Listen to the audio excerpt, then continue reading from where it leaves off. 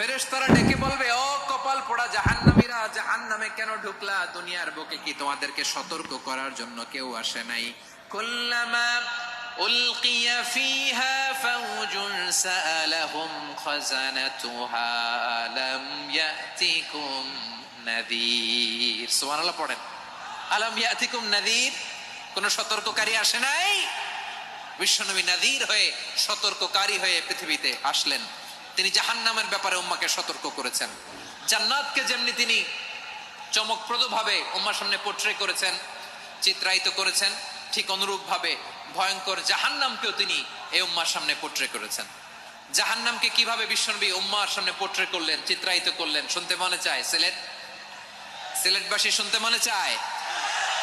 জান্নাতের কথা শুনে যেমনি জান্নাতে যাওয়ার ব্যাপারে আপনারা আগ্রহী হয়েছেন, জান্নাতের নাজ নেয়ামতের কথা শুনে, জান্নাতের ফিচার শুনে যেমনি জান্নাতে যাওয়ার ব্যাপারে আমরা উদ্বেলিত হয়েছি, উচ্ছ্বসিত হয়েছি, জাহান্নামের কথা শুনলে কিন্তু আমাদের কলিজা কেঁপে উঠবে।